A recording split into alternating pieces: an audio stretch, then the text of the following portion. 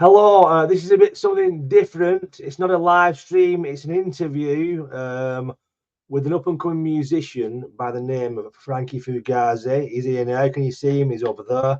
Good morning, Mr. Fugazi. We're going to talk about your life, your musical journey, your genre, and your rather curious instrument that you play. Could you tell us a bit about yourself just to open up the show thing? A little bit about myself. My name is Frankie Fugazi. At least that's, the performing name. I'm 45 years old. I'm British, originally from Goulburn, which is in Wigan Borough, near Manchester. And I'm a singer, songwriter, and performer. And I've been doing that now for going on for about 20 years off and on. I live in the Netherlands, which is mostly where I've played and mostly where I've been in bands. But once upon a time, back in the day, still in Goulburn, I also played a little bit as well.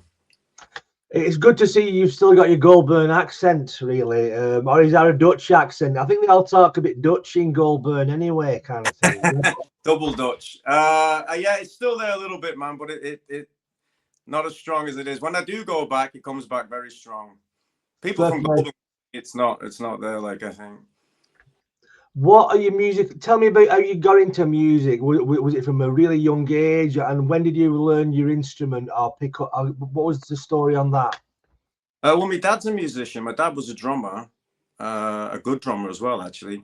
And his dad was a drummer. So it's kind of a little bit in the blood, if you like, we always had musicians coming into the house. My mother hated it, like, but we'd always have people knocking on the door with guitars and basses and people coming in practicing in the kitchen and things like that all the time. Like, so it was like that from as far back as I can remember. So that's always been a little bit in my life. So it was always I would think I was always gonna go in this direction eventually. It took me a while to get here, like, but it's always been a part of me, you know what I mean? Even in the early days, it was just jamming and things like that. I loved it, and the best answer I can say really is it's all I know. What age did you actually pick an instrument up? And obviously you was exposed to music from an early age. What age do you pick an instrument up to and start to play yourself? Or drumming first when I was about 12. Yeah. But that didn't really go very far. And I think guitar when I was bass. Yeah, I played bass when I was about 16 for a couple of years, 16, 17, 18. And then after that, guitar. And then I started getting the nerve to start singing and then writing. So it goes in stages. Do you know what I mean? It's gone very, very slow over a very long period of time. It's slowly developed. I mean, my musical journey was a lot of bands, and it's an ongoing thing. Well, it stopped for now, but I kind of get that. So, using different bands, have you always done your own thing, or the band thing? Yeah, I've done busking as well. I've set up little things where I've played on certain events. I've played at little festivals. I've done it, I've done quite a lot of things, but always on a kind of small time stage. You know what I mean? I've never been close to greatness. Never been, never been here talking to someone like you. Until now. I'm always joking, viewers, and Frankie, but yeah, you play a very not unusual instrument, but it's not run of the mill. I don't think you chosen instrument is a cigar box guitar. Now, would you like to tell us what drew you to that and a bit of a history of the cigar box guitar and a general take on that? It is an interesting instrument. I'll show it you in a sec. It is an interesting instrument. What it is, I guess the first thing that drew me to it is another guy, a performer called C6 Steve. I don't know if you've heard of him. Yeah. He's the first person I saw playing anything like that, and it was the sound of it that dragged me to it. That more than anything, I've never heard anything that sounds like that. I still have never heard anything that sounds like that. It pulled me in straight away. So that that's my initial interest. And as I got into it, as I built one and started messing about with it, then you read a little bit about it, you get into the history of it.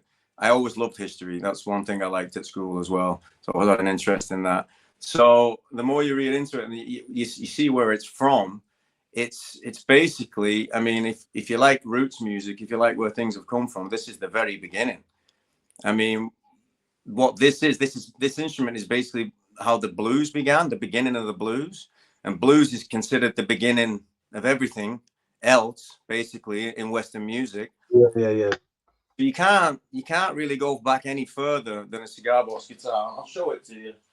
It's an interesting looking thing. I think it's gorgeous, but yeah, it is cool. That are they expensive? not if you build it out of garbage like I did. So you've actually made your own guitar? Yeah, there's my boy's handprints on the back as well. They're a bit bigger now. That's cool. But so, I mean, the license plate, obviously, that's an original 1962 license plate. I put that on, and that's a cigar box. That's the basics of it. And the rest of it is just, yeah, I'm a metal worker. I can do a bit with wood, and the rest of it I just put together. And what it is, how it came about is basically what you would have in the slave days, in the sharecropper days, is the people who did the work, the slaves, let's say, how they would enjoy themselves at night when they would get some free time is they'd make music in different ways. They'd make different instruments. And what they used to do is they'd make a guitar out of an old cigar box, old cigar boxes, and the old discarded cigar box. They put a broom handle through it and put some cattle wire on the strings, and they would play it. They put some holes in the box, and you get an acoustic sound. And it's pretty, it works pretty well. You'd be surprised how well it works. And this is a little bit more sophisticated than that, but not a great deal. It's the same, it's the same idea. And that's where it's come from. I mean, like I say, it's the roots of blues, and blues is the roots to everything else. So it has it has soul. That'd be the best way to put it. I've never heard anything else with as much soul as this. And it has its limitations, compared to other instruments. But I mean, I managed to use it in basically every track that I've done. And I think that gives it a very unique sound, I would say. There's something quite rebellious about that. The fact that slaves, you know what I mean, kind of, there's no, I don't know. I like the kind of romantic aesthetic of that. You know what I mean, kind of thing. And a lot of people today, we're all like kind of slaves in a way, kind of thing. So it's still as relevant, isn't it, kind of thing, in one respect or another. Exactly. So, sorry, man. No, I was going to say, yeah, the rebellious part of it is it's in there. That's in the sound as well, and I think definitely now in an AI world where music's becoming more and more, you say it's all the same, isn't it? It's all blended in, and it's becoming more and more, and a lot of it's AI generated that people don't quite realize. This is an antidote to that. Absolutely. Absolutely. So, sorry. What bands do you cite as influences? Obviously, you've mentioned C6 Steve. Is there any other in your pantheon of musical gods that you kind of? Yeah, well, the British performer C6 Steve's a megastar. I mean, he's really big time. Like, he's playing stadiums and everything on a 3-string basic instrument, even a 1-string instrument. He plays a Bo Diddley as well. But there's a British performer. His name's Hollow Belly. He's very similar idea. He's also very, very good. I've learned a lot from him. I've been influenced a lot by him. In general, in music outside the cigar box, the music that I listen to is I listen to a lot of music, really a lot, but it's very varied. I'm not going to say I like everything like some people do, but the main bands I like would be, I'd say, Velvet Underground. I'd say The Doors. Oasis, I loved Oasis growing up. That's the only band I've ever loved. Do you know what I mean? Where I'm interested in the members and all that type of thing. But I was 14, 15, 16 when they were big, like. So I was mad into them back then.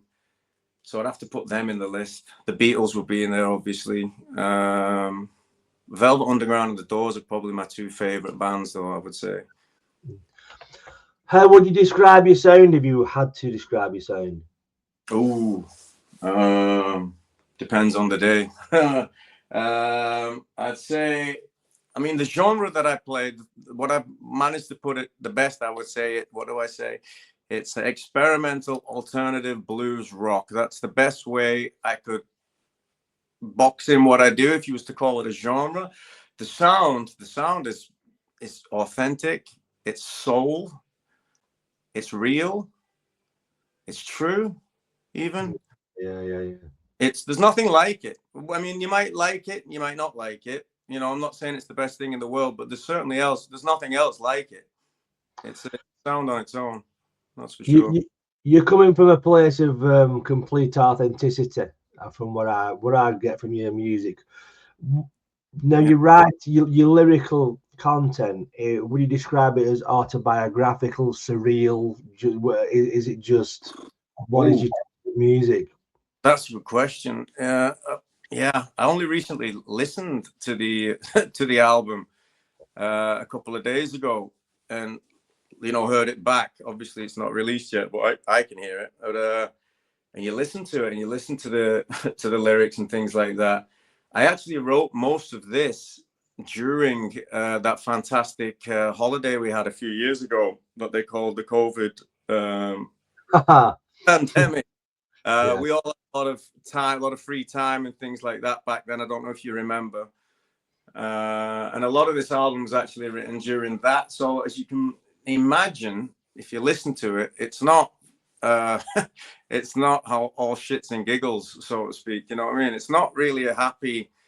I mean, if you listen to Feloncholy itself, that's a very brooding, kind of dark, soulful song.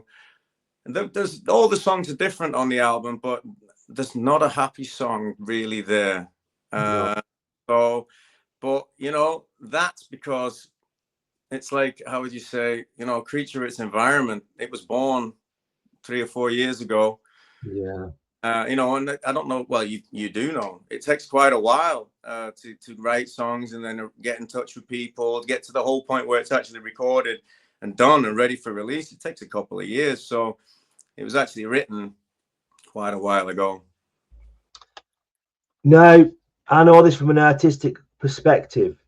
Do you know when you listen back to your tracks, are you completely happy with them, or is there always that kind of niggle of, are you, when you listen back to your music or your creation, are you 100% happy, or do you always get that artistic insecurity of, is this good enough, or are you completely are you completely rock steady in your?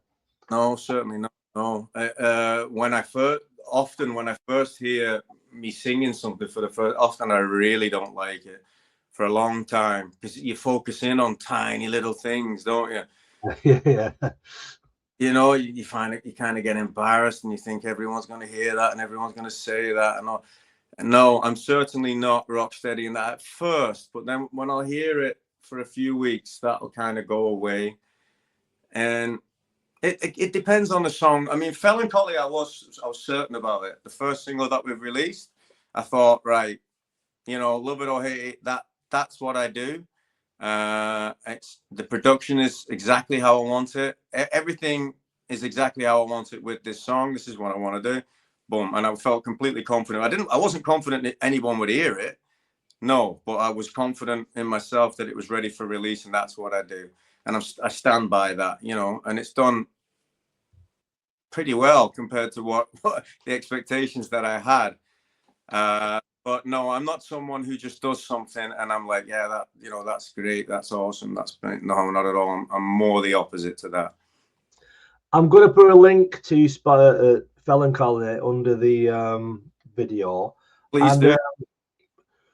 You've done well on Spotify. I mean, I recently had one of my nostalgia booms and stuck a Clean Prince song on Spotify, and it's done fuck all. I think I'm the only person who's listened to it.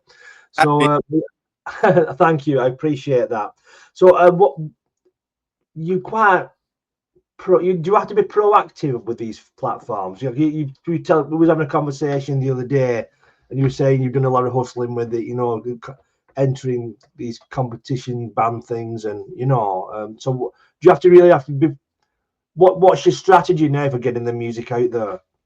Well, hustling, for want of a better word. That's basically what you're doing, you know. I mean, I worked in sales a lot when I was younger. I can hustle like if I need to, you know. And you know, the biggest fear is when you spend all this time and you do something like this.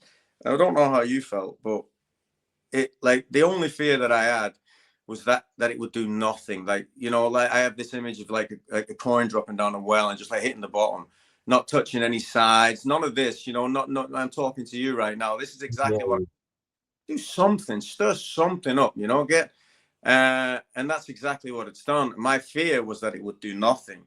So out of that fear, basically, as soon as it gets very frustrating when you release your first song, you can't do anything until it's out. You can't do any promotion because it doesn't exist until it's out, the first song.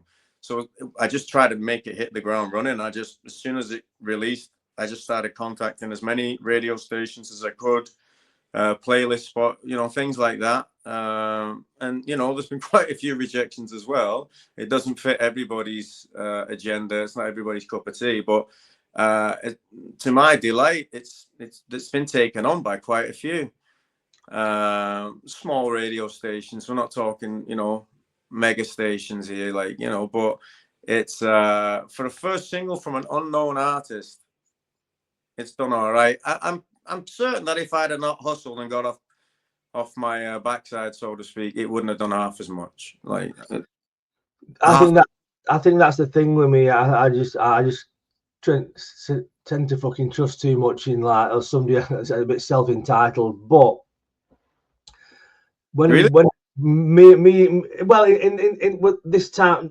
round, back in the day, to use that term, me and Mr. H from Mr. H's Hot Pot in my flat, we had the Music Week directory, and we're old school. We're talking cassettes, Right. and yeah, and we I rang loads of agents and managers and, you know, record companies, and you get all the rejection and things like that. But I understand what that's like. It's character building kind of thing. But it sounds like you've hit, as you said, you've hit the ground running with this kind of thing. So what is your objective? Do you want to? Would you like an independent record deal? Are you going to self-release?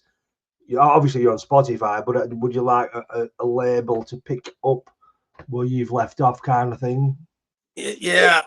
Well, what I'd like, in a nutshell, I'd like a reason to make a second album. You know, enough pressure or enough interest or something that somebody somewhere, you know, wants, that I'm pressured, whether it's a label or a festival or a gig or an appearance, you know, some reason where you think, okay, that was a success, I want to do this again. You know, that would be ideal for me at this point. I'd just like to release. I mean, this is new to me, releasing music. I've played music in many places for many years, but this whole recording process is quite new to me. I really like it. I've really enjoyed it, and I want to keep doing it. It would be very nice if there was people out there that would like to hear it, you know, to give me the excuse to keep doing it. If nobody hear it, I'm sure I'd get sick of it eventually. But so far so good, as they say. And you know, back to the hustling there as well. For what I wanted to say is, I did double glazing door to door for quite a long time for a very well known company in the UK. So rejection is, you know, when you get rejected 300 times a day, and 50 of them is being literally chased down the street by people. Was it you buy one, you get one free? Yeah. You know what? Can I just tell you a brief side note?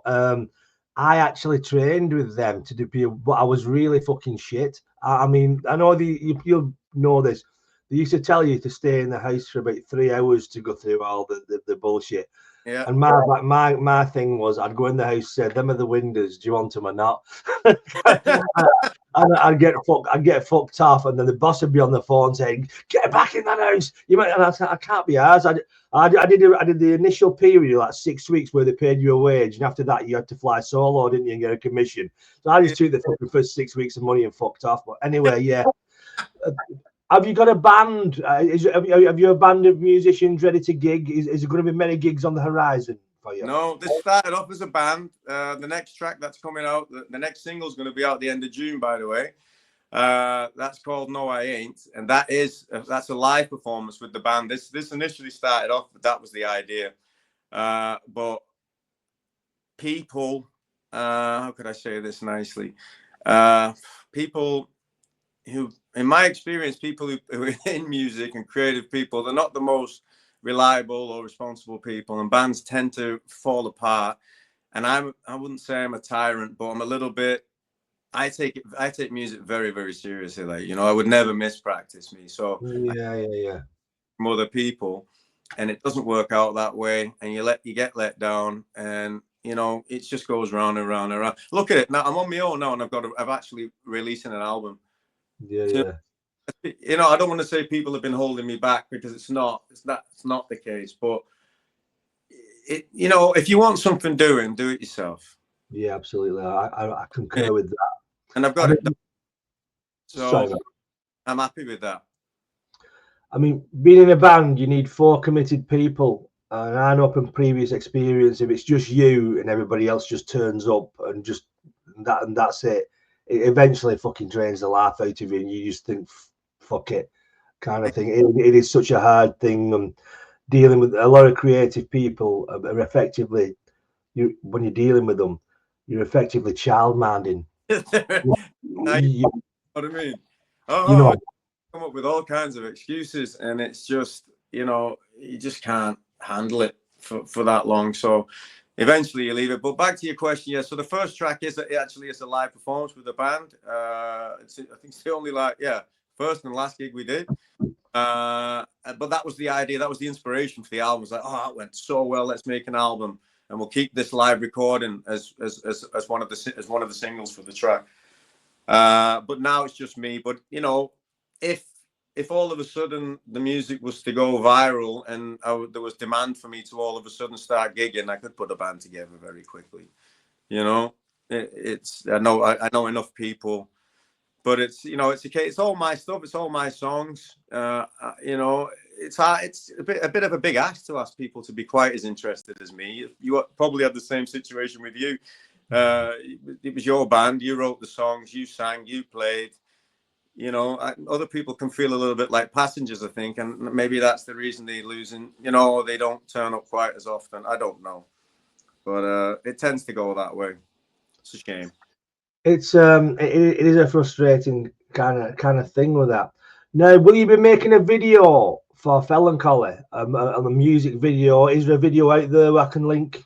There's one. I've made one already, but I'm not sure if I'm happy with it. That's the truth. Yeah.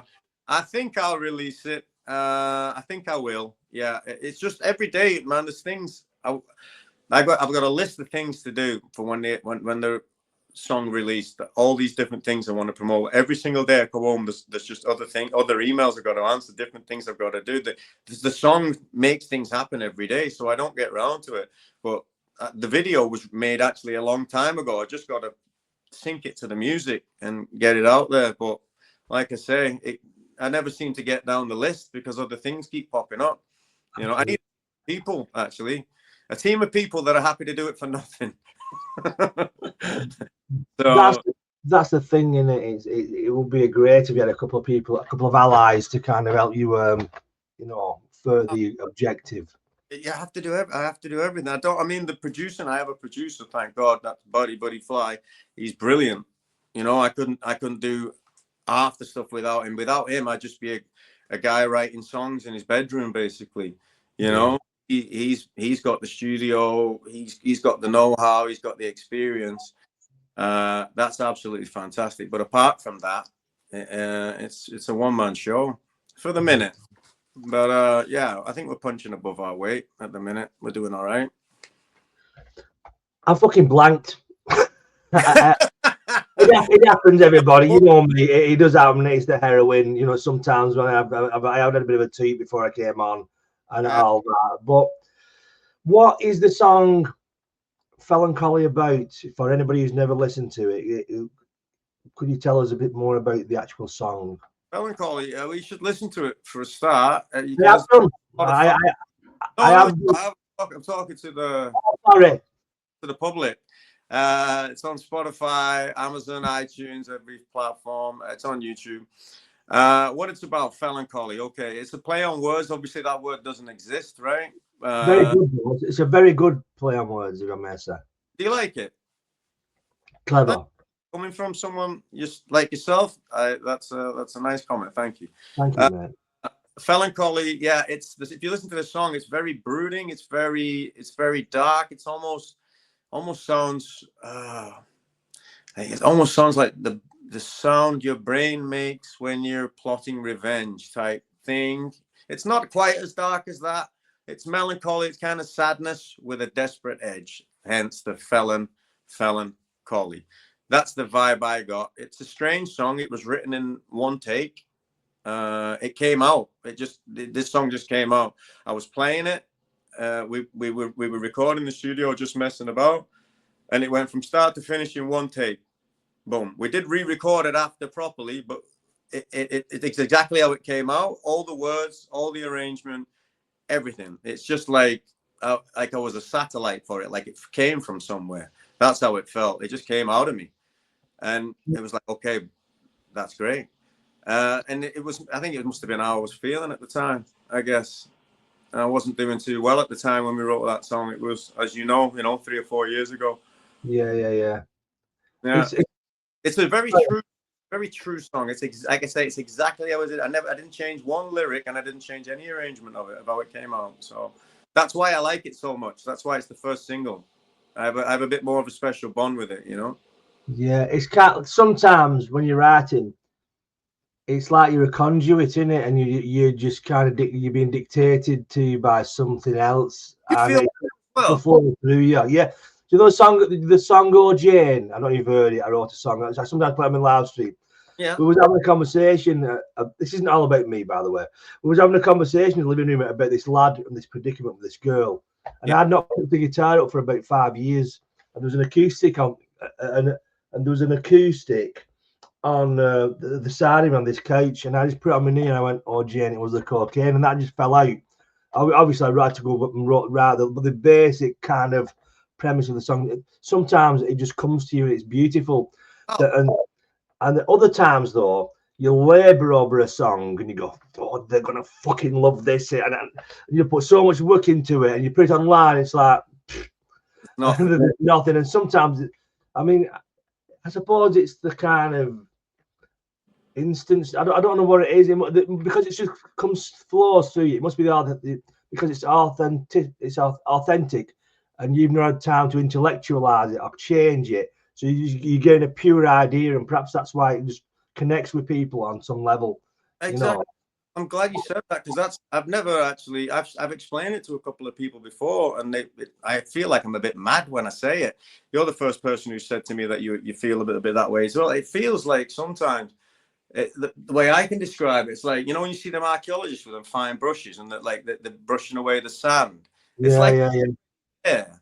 it's like the song's already there, and I'm just like, as I'm messing around with the guitar and stuff, and it's just finding it, or it feels like it's coming from somewhere. It's like it's already done. I just gotta figure it out. That's what it feels like when I write, and I can't write all the time. I get it comes in waves. I have weeks when I can write and weeks when I can't. It's a bit of it's I think you'll concur with this. I think it's a beautiful feeling. I think it's one of the most satisfying feelings to create something, especially when you've wrote your song and you're listening to it being played back, and it's like, I fucking done that. You know what I mean? And that is the reward. If you're a true creative and you're in it for the, don't say that pretentious, the art. That is the reward. Anything else that comes after that is the bonus. But the people who just go, let's throw a song together, we'll get in a band and we get sound and that. But that is the true kind of reward with it. So, of course it is. You know what happened yesterday? Not yesterday, the day before. I had the radio playing here, and I was in my bedroom talking to my little lad. He's 10. We were talking about some, I don't know, football or something, and the radio was on playing, and all of a sudden we both just clicked. It was Feloncholy on the radio. We both just locked eyes like that. It was like, we're on the radio. we're on the radio. It ran in like that. It was a big deal, man. Because I didn't know it was going to come on. I was tuned into a radio station that I knew would take the song on. Right, I've been listening. I'd had it on the background. But when it came on, it was all spontaneous like that. It was pretty special, man. Like that, really. That's what you do it for. Yeah, yeah. I love music. Like I said earlier, it's always been my hobby. It always will be. If I do it more or less every day. There is periods when I don't do it at all. That's just, I can't understand them periods. But when I am doing it, I'm doing it all the time. You know, I love it. Do you know what I put that? I think it's good to rest. It's like how I view it. It might be bullshit. You know, you've got a farmer's field that's constantly producing crops and shit, and they give the soil a rest to like become fertile again. And I think creatively that is good. You will go through periods in your life creative where you're tired, and sometimes you try and force things and stuff like that. But you know, I think you've got a very unique angle in what you're doing, which is a good thing. You're not doing the same as everybody else.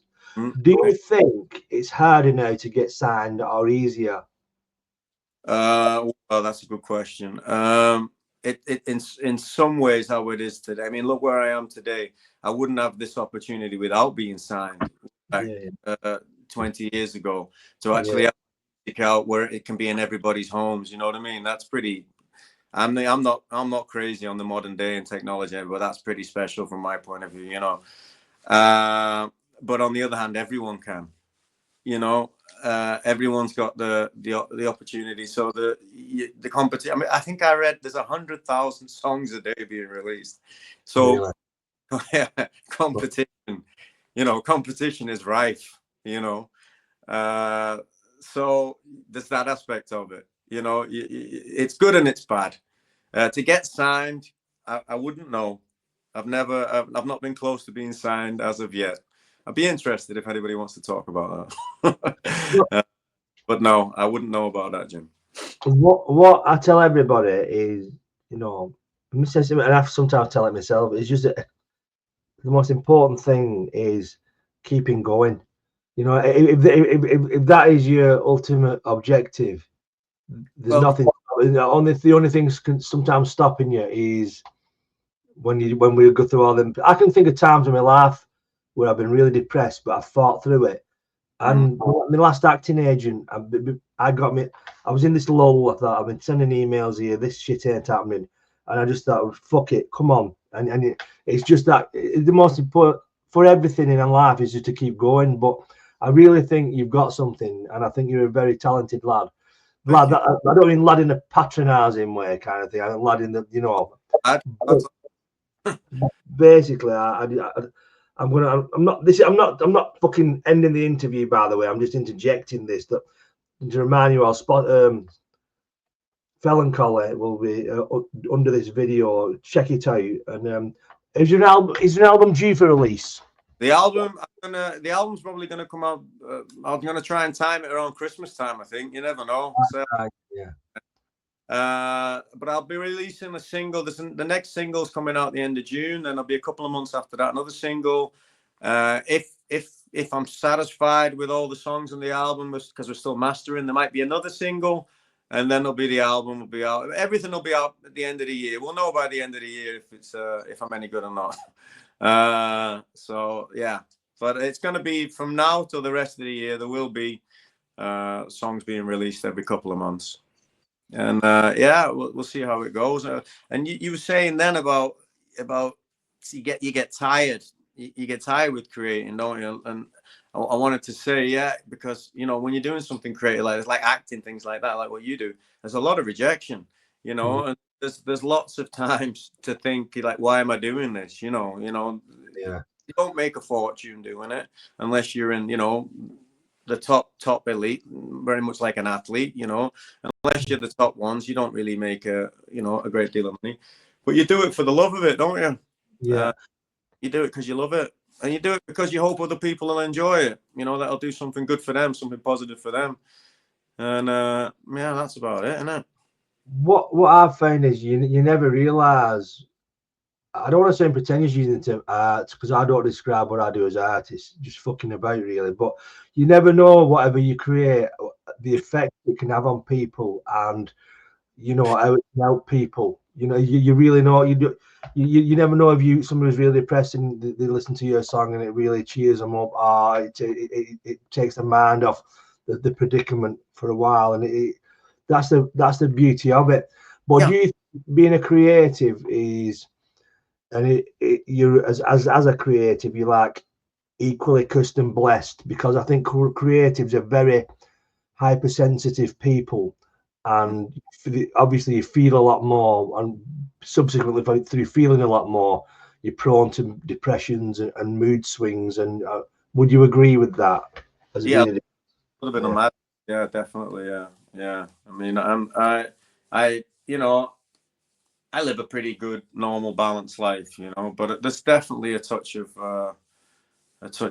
mental illness in there. You know, I think that's where the songs come from, you know.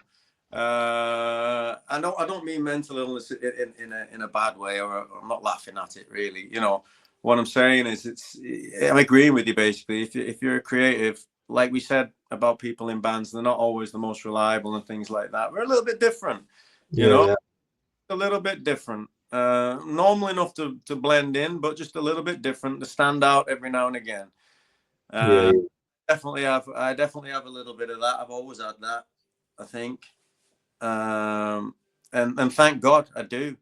I'm very pleased with it. You know, the little bit of originality that I've been blessed with. I think it's a good thing.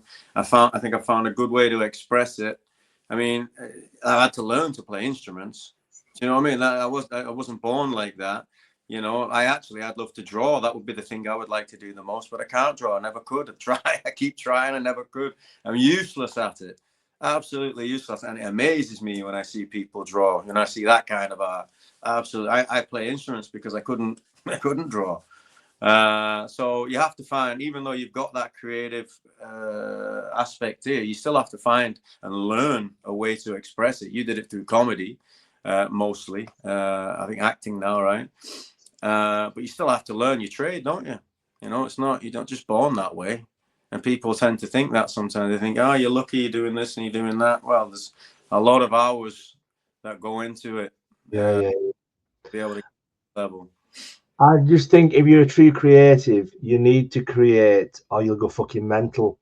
And I think a lot of people, creatives, when they stop doing the discipline, or some people never even found the discipline. Some people are uniquely talented, but never find an avenue or a channel, and that can just go. And I think creativity, for want of a better explanation, is like a bile that you need to extract.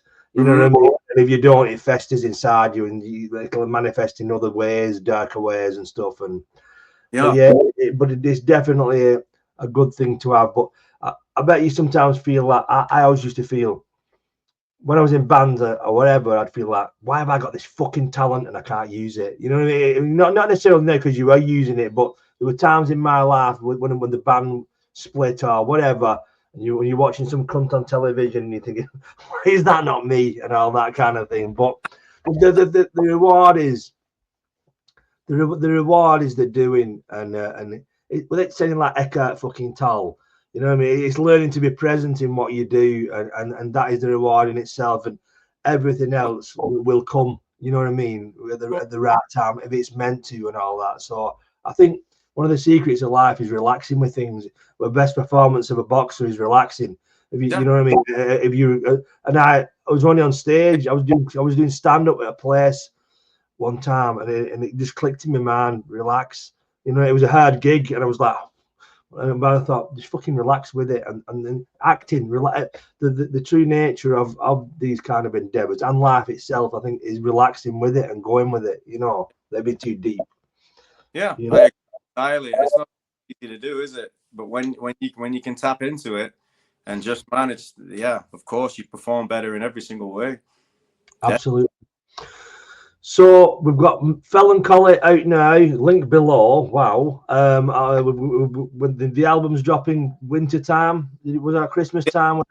Winter time. There'll be a new single coming out at the end of June, and from today, I just got the message there today. From today, we're on Radio Wigwam, so check that out as well. I'm going to be playing added to their schedule, and I'm also on numerous playlists on Spotify. But yeah, you can check that out. You can see that on my bio. If you follow the link, the Spotify link, you'll see everything. If you could send me a link to any other links that I can put underneath this, I'm going to post it now, and hopefully some people who find you, get into your music, and I don't have a fucking million followers. They're mostly like fucking school shooters and just people who hang around bus stations with pen knives like Martin Redding. Joking, Martin. I'll take them as fans, Jimmy. I'll take them as fans. That's all good, man. Please have them. But Frankie, thank you so much for speaking to me, and good luck with Feloncholy, the career, the music, and the forthcoming album. Thanks for Jimmy. Much appreciated. Thank you, man. Appreciate it. Thank you very much, my friend. Speak soon. See you later. Bye bye.